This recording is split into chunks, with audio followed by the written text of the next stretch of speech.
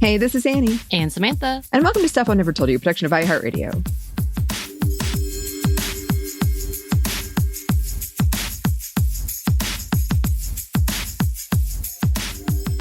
And welcome to another edition of Female First, which means we are once again joined by the worldly, the well-traveled Yves. Welcome, Yves. Hi, thank you. Thank you for that introduction. Yes. Always, always. Thanks always for being with us. Yes. As you travel the world. I feel like you could have your own Where in the World is Yves right now Oh, yeah. show. But yeah, what have you been up to since we last spoke, Yves? I have been a couple of places. I have been house sitting. I've been in Asheville. I'm currently in Seattle. And I have been really chilling. Oh, y'all. I have been sewing, and I don't know if I brought it up to y'all, but I have 3 sewing machines. So I have one that I got in high school. I have one that was my grandmother's that I don't use, but it's one of those old table ones, and it's in the house. And then I have another Singer one just because I liked the old wooden Singer ones with the iron bases. And so I have one of those too. And when I got that one, I got it from, my husband got it for me from an estate sale because I had wanted it. I had seen it previously years before in a Goodwill and just was so sad that I never got it from the Goodwill. I just missed my opportunity to buy it. And that's not a normal thing to find in a Goodwill. No, so he got it for me when he saw it at an estate sale. And that one actually had a bunch of the owner's old supplies in it. So it already had like chalks, it had bobbins, it had needles, it had just, threads. It had some stuff in there too. So I got some different colors of thread from that. But yeah, so anyway, I was like, let me, I was making some books, getting back into book binding as I was before, / more into it than I was before because I had always wanted to. And I was like, why not make some covers for the books to keep them safe, because it's easy for the fabric to get, I made one for myself and I put fabric on them. It's easy for it to get a little bit dirtier when you carry it around everywhere with you. That turned into drawstring bags. And so I was like, it was one of those things where I started and I couldn't stop. I couldn't do anything else. I just became obsessed with it for a period of time because I had like some people I wanted to make them for. So I was just, in the grind, nose down, foot on the pedal, literally, and like just cranking them out. So I actually I was spending a lot of time doing that when I was in Asheville. And just like when I go places, I like to kind of, especially if it's a place I've been before and I just like the feel of that place, I can be chill. Like I can just, I cannot try to go out and do something every single day. And it's nice when like the neighbors are cool, the neighborhood is cool, and I'm hanging out with cats usually. So they're cool too. Man, you just threw me back. Like I remember my mom had her grandmother's old sewing machine that was more decoration. And it was one of that flipped up with the foot pedal. And I would go pretend I knew what I was doing and act like I was sewing. I do not. And I'm so envious of people making things. Like, I really wish I could just craft things and make things for people, but I don't have the patience or attention span, apparently. But that's amazing. That's a great find. Jealous. I'm going to need a drawstring bag soon. Okay, I got you. Look, as soon as I can sit back down there and get a bunch of them done, now I know how to do it by heart. Like, that's amazing. Hopefully I start getting better at the execution of the craft because, there's some things I'm like, I don't know why the straight line is so hard. Like, why is a straight line so hard to sew? It really is a talent. It's a talent. And I realized that I like to be good at things quickly. So it's nice to actually have something to focus on being good at because now I have the motivation. So I'm not great at it. So I think that's part of the other thing that was pushing me. It's like, okay, I'm not good at this. I got to get good at it. But it does still feel very intimidating because that's a whole world. And so many people have been doing it so long just as part of their own sustenance, like not even commercially. A lot of people do it commercially. Like I know it's not an uncommon task, but it's also one that or skill, I should say, but it's also one that has so much context. Like there's so many stitches, there are so many fabrics, what weight of thread and what needle, this machine does this does this. So yeah, it can be intimidating, but I think it's like it's a worthwhile hobby for me. And that's what it is right now. It's not anything but a hobby. And I really like making gifts for people. Like I've stopped giving gifts in the last like 3 years. I don't really give gifts for like occasions anymore, but I like giving gifts just because. So especially handmade ones. I love that. And it is true. Like, that kind of entry level can be tough because people use terminology that if they've been in the realm for a while, they don't realize a newcomer might be like, I don't know what you mean by any of this. But it's really rewarding to make your own things, see it come to fruition. I would love to just look at what you've created. I'm so excited by this. Oh, do you want to see it? I know the people listening won't be able to see it, but I can describe it if y'all want to see it right now. Yes. Too. I had 2 different covers. So the backstory on these is I made them orange because a couple of these were the bags. These were going to like some monks and some of the people that are part of the organization that I go to. So that's why they're orange. It's like saffron is the color of robes. It's like the monk color. And this is one of the cover. This is chitenge fabric from, I got this from Zambia, the fabric. So I had I have a boatload of fabric that I hadn't used because I wanted somebody to make clothing with it. Yeah. But the prices here for clothing, just like the tailoring prices, finding somebody to do it. Like I would go to places that sell things with the fabric, but they'll be like, no, we don't tailor. We don't tailor things from scratch. And then I know that the price for a custom outfit here would be like outrageous as compared to it would be if I were like on the continent of Africa. So I'm just going to wait. And in the meantime, the fabrics that I'm down for making book covers with, I'll just do that instead. That's awesome. I'll probably try to figure out what else I can make with the fabrics. That's gorgeous. But listeners, it looks amazing. And so it's orange and blue on the cover. It's got like kind of like a snaking pattern and some chevroning. It's like black, orange, and blue. Mm-hmm. And then the end papers inside of the book are like orange. Yeah, I don't know how to explain it. It's kind of like it's a sunsetty watercolory situation. And it's a Coptic stitch bind. So you can see the exposed signatures of the book on the side of the book and some 3 stitches with orange thread going down the side. And then the bags have just like a little cloth or cotton drawstring on it. And there's like a leaf stitching because my machine has a decorative leaf stitch on it. So I decided to do that for it. That looks amazing. Though. Thank you. Great job. Yeah, that's awesome. Yeah, I want one. You want that? Samantha's like, it's mine. Put in the order. Yes. Where do I go place my order, please? It's funny because when Samantha got into punch needling, it was almost the opposite. It was like, you're taking this. Yes, I was forcing people to take coasters. I was happy That's all to take I was it. making, which I still have a thing for Anney that I haven't completely finished because I don't like hot glue guns. Oh. But I got to figure it out. Oh. Yeah. Because they're so dangerous? Well, yes. And also, I feel like I'm a toddler when it comes to crafts. So it's going to have like glue everywhere or it's going to be puffy and I'm going to be very upset if it's puffy instead of looking like the picture. It's kind of like how you're talking about I'm not good at not being good at it immediately. And if I'm not immediately good at it, I pretty much quit. I'm a sore loser when it comes to stuff like that about myself. But the stakes are lower though. That's the thing. It should be, but in my head, I failed and I quit. Yeah. Good attitude, I know. No, I get it. I really do. Well, I would say the person we're talking about today did not really get it. And this is another story where I'm like, I can't believe I've never heard of this. I'm very excited. This is I'm just really angry. It's never been on my radar before. So who are we talking about today, Yves?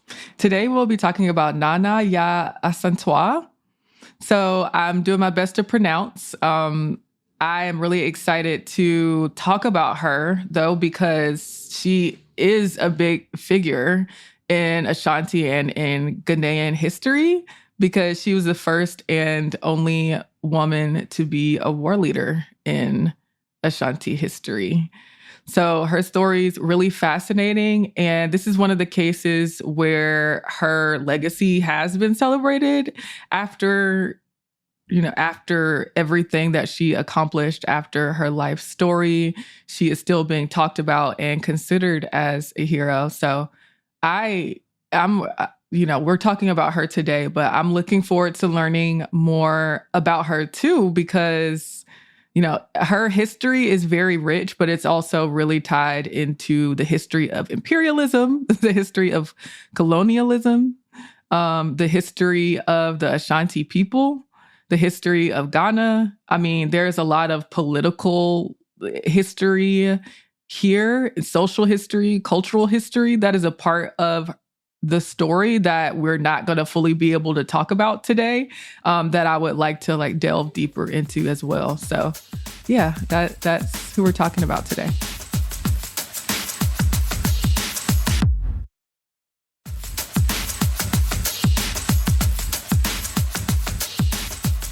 Shall we get started? Yes. So a lot of the life of Yaa Asantewaa has been passed down through oral history. She was born in Besiase near Edweso, which is near Kumasi, which is what's in now southwest Ghana. So it's not clear exactly when she was born, but there are estimates that she would have been born around 1830. And it is known that she lived to an older age because of records of how old she was at specific periods of time, or how old she appeared to be at specific periods of time. For instance, according to a census in Seychelles, which is where she ends up later, in 1912, a census there in 1912, she was estimated to be about 80 years old at the time. So from that, we can kind of estimate how old or when she was born. So her mother was part of the Asona matrilineal royal clan of that Weso state. And she had one sibling who was a brother. She also grew up in Besiase, so she stayed there for a while. And she and her brother worked the land near their home. And she was married, and she and her husband had one child. And at some point, Yaa Asantewaa moved, and she continued to maintain and extend her farms. Her brother became Edweso Hane, or ruler of Edweso, under the stool name of Afrane Panin. And when her brother was king of Edweso, he appointed her queen mother of Edweso of the Ashanti Empire. Her brother, though, died in 1894, and she used her right as queen mother to nominate her grandson as ruler of Edweso. So a little bit on that history of the area, which is that the Gold Coast, which is in present-day Ghana, it became a British crown colony in the early 1800s. The Ashanti people controlled much of present-day Ghana, and Kumasi was the Ashanti capital. So throughout the 1800s, the Ashanti people, they fought wars against British colonization as the British attempted to expand their territory, as they do, just come to a place and say, this is mine and more of this will be mine. So not a new story. That was the case in this area, and the Ashanti people were not having it. They were like, of course, there were people who were more accepting of it, but there was a lot of resistance effort to British rule. And in 1893, the colonial secretary and acting governor of the Gold Coast colony, whose name was Frederick Hodgson, he invited the Ashanti people to become a British protectorate. But Nana Prempeh I, who was the Asante Hene, or the ruler, rejected this offer. And in 1896, Sir William Maxwell, who was governor of the Gold Coast, went to Kumasi and had the Asantewaa, his mother, and other rulers and advisors arrested. They were shipped off to other places. So they were sent to Elmina, Freetown, and they went to Seychelles. And Yaa Asantewaa's grandson, Afrane, was arrested and exiled along with Nana Prempe. And Yaa Asantewaa then became the queen mother of the state. She had rule over the area after he was exiled. So the Ashanti Kingdom was then declared a protectorate. Kumasi had to be administered by a representative of the Gold Coast governor and supported by a committee of local chiefs. And of course, the British continued to put forth measures where they exerted their will and their force to establish dominance. So they did things like instituted ways to collect money, making people labor for public works, which apparently was not, like, that's not, they weren't into that. So even if they were at, a higher level of rule, but also everyday people didn't want that for themselves. And so the British also wanted possession of the Golden Stool. So you'll also see this war called the War of the Golden Stool.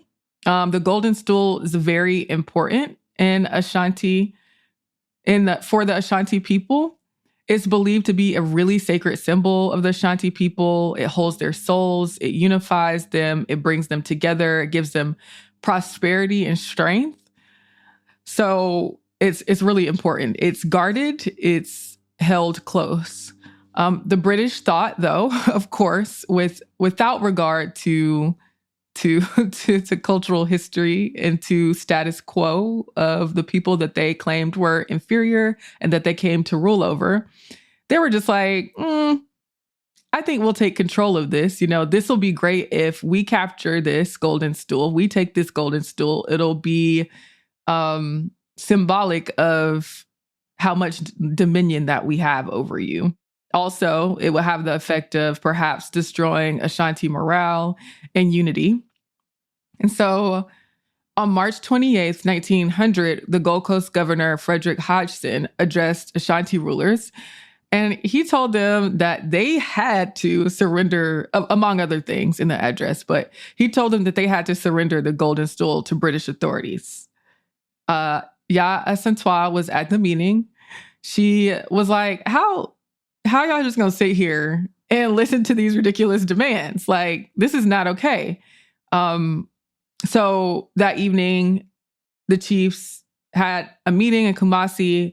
Yaa Asantewaa was there, and they discussed how to fight the British and how to bring back the Asantewaa, or the king who had been exiled. And it was clear that the Ashanti were being demanded, they were being forced to give up their institutions and their rule and bow down to the British, but they were resolved not to submit to British rule. And so at the meeting, Yaa Asantewaa was like taking aback that some of the chiefs, and so there's not, I'll say that there's not perfect record. There's not like play-by-play, line-by-line record of what happened in this meeting. So there's not an official record of what happened in the meeting, but there are some people who have recounted what happened in the meeting. But Yaa Asantewaa was taken aback by the fact that some of the chiefs wanted to ask the British to restore the king, like just ask them. She said, quote, "Is it true that the bravery of the Ashanti is no more? I cannot believe it. It cannot be. I must say this. If you, the men of Ashanti, will not go forward, then we will. We, the women, will. I shall call upon my fellow women.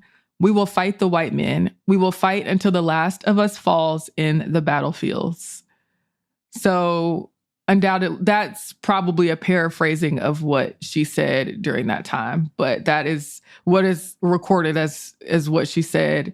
Now, at the very least, is the sentiment of how she felt at the time.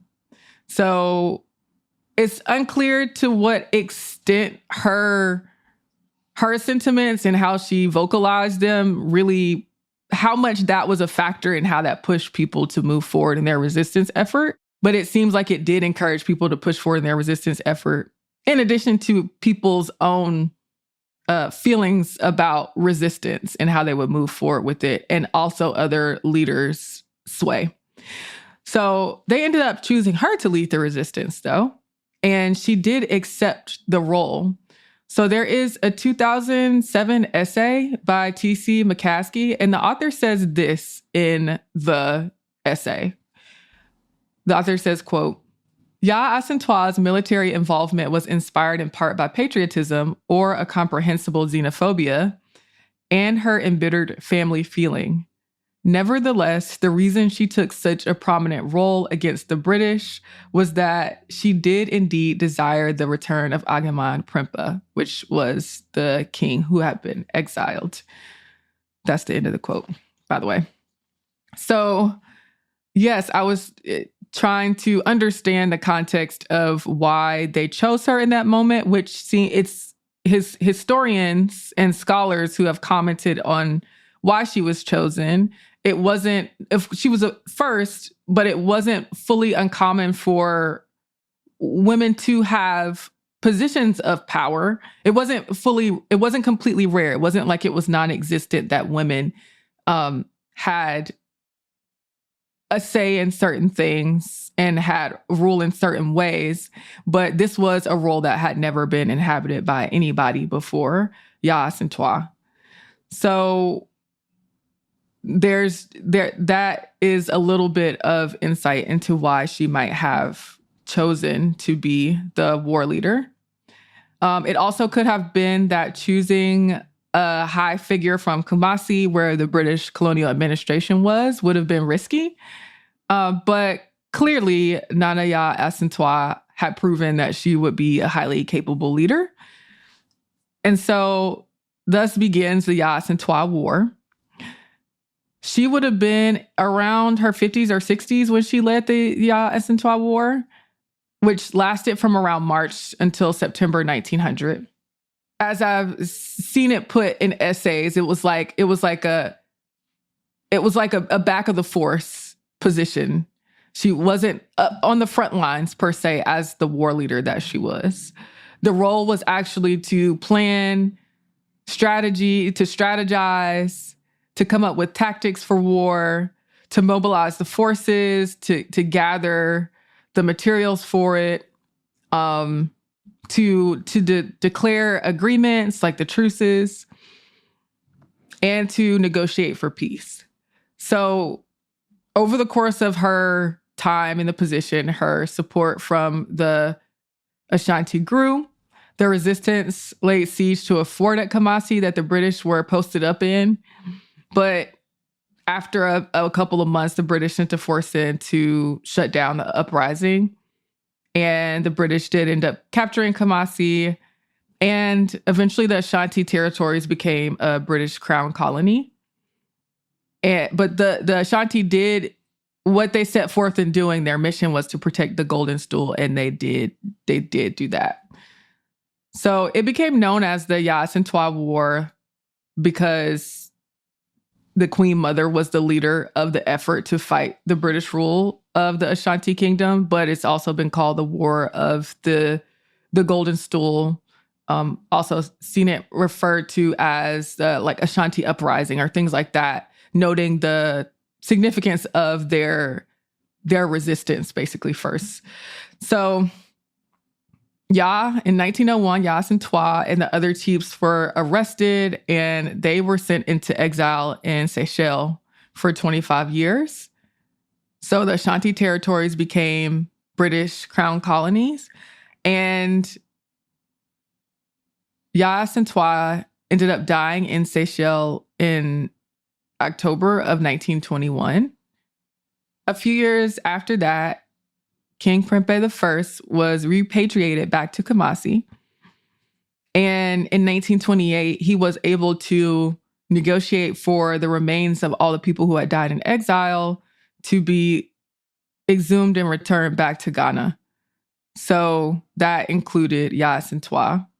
In 1930, her remains made it back to Kumasi. She was buried in her royal lineage's cemetery in Edweso.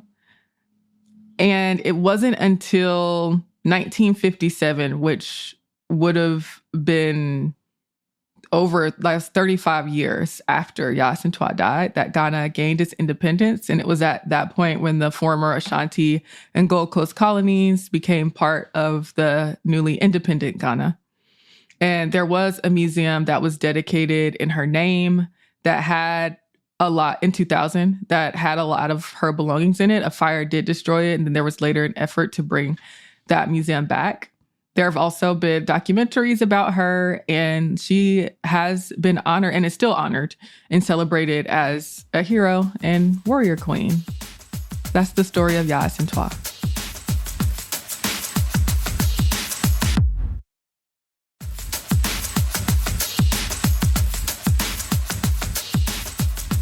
Like I said, this whole story, I'm so angry that I hadn't heard it before. It's really, really interesting. And I do wish we had more information, and maybe it's out there, but like more of the firsthand accounts, because I'm just so intrigued by her and her personality, and to be like, what are we talking about here? That's not what we're going to do. I'm so interested in her and how she became this leader, or was this leader, but got people to be like, yes, you. So as always, Yves, thanks for bringing these stories to us. You're welcome. Yeah, I too was like, I feel like I should know a lot more about her and about her story, and I should have known it for a while. So it's nice to be able to share it. And also, it's like I'm always interested in where a person derives their courage from, because there are so many instances when we're talking about these women in history when they are singular and they're pioneering. So I would imagine that it takes a lot of guts and a lot of skill to be able to take on these roles and be so forward about it and be so outspoken. So yeah. But in Ghana, there's still plenty of people who know way more about her story than I do, and people who are in her lineage who can speak to that. But I think there is always something missing when there isn't firsthand accounts to help us be able to characterize a person in their own words. So there's always something missing there. And I always, y'all know that part of something I love about hearing people talk about themselves in their own words is all the lies they tell about themselves. Because I'm just always interested in people creating their own mythologies. So it would have been cool to have for more of that from Yaa Asantewaa. But fortunately, there are many, many people who are preserving her legacy there today, and descendants and people in her lineage who are there to tell her story. And then because they do so, I'm able to talk about it today. Yes. And we always appreciate the people doing that work. And I do also love the lies people tell about themselves. Like, presumably, sometimes you would think no one even is ever going to read this, but still, this is the story I'm crafting. Yeah. It's great. I actually run into this a lot over on the food podcast I do, Savor, where I'm like, I feel this company should have a more concrete answer to when did they start, but it's like, it was an idea in the 1500s. I'm like, no. Interesting. When was it? But it's in their interest to kind of tell this, this story. So I find that interesting too. I wonder, you probably run into a lot of origin stories for names as well. So not just like when a company was created, but like how did their name come up? And it is kind of weird where I see stories about people being like, I think it came from this, or it might have come from this. It's like, how does somebody not know where the name came from? That seems like a big part of the founding of a company. Oh, yeah. Half the time we were like, nobody knows. Here's a fun story people like to tell, but nobody knows. Yeah. But you would think somebody somewhere would, but they often don't. And it's interesting to hear the stories people or companies tell about themselves. For sure. Why I'm an advocate for everybody listening, telling their own stories in some way and memorializing them, documenting them, because I know that, sometimes it can seem kind of self-indulgent for us to tell our own stories in a way where we're like, or self-aggrandizing, like where it feels like, oh, we're talking about I'm talking about myself. Why would anybody want to read my story? But it's like, you have no idea, or maybe you do, but most people that I know don't know when they're going to die. So there's not really a point in waiting. And especially our memory fails us and it changes as we age. So, the story that you tell about yourself in your 20s when you're 70 would be different than the story you tell about yourself when you're in your 30s about your 20s. You know what I mean? So, tell your story now. Tell it now. Yeah. Lie about yourself. Lie about it now. I love it. Hype yourself up now. I keep every time I travel, every day I write a journal entry. And I have to say, years later, looking back, I'm glad that I did. Because I'll forget something and then I'll read it. I'm like, oh yeah, I do remember this thing. So, I guess in that way you can lie to yourself even in the future, but you can also be truthful if you would like. Yeah. I like these options. You can lie about yourself. You can be truthful. Just write it. Yeah. There you go. And I feel like she specifically was a woman of action. So she was probably like, I gotta get this done. I don't have time for this, which is sad for us because we want more. But she was so larger than life on her own actions that it's kind of like, I got, as she told them, fine, I'll do it. You don't have the courage? I got this. Mm-hmm. Which I love. Yeah. She had a whole war named after her. I'm like, what? Yeah. Yeah. Well, thank you as always, Yves, for joining us, for bringing this story. Where can the good listeners find you? Y'all can head to my website first. So that's yvesjeffcoat.com. My name is spelled YVESJEFFCOAT.com. For those of y'all who already know how to spell my name, you're probably sick of me hearing me spell that every single time. But just in case, for those of y'all, because my name is kind of spelled differently, you can also go to my Instagram at Not Apologizing. You can go to many other episodes here of Sminty, of Female First, talking about women in history who were pioneers, their achievements, their accomplishments, and their life stories. And on my website, you can sign up for my newsletter as well if you're interested in getting updates and being on the email list. Yes. Yes.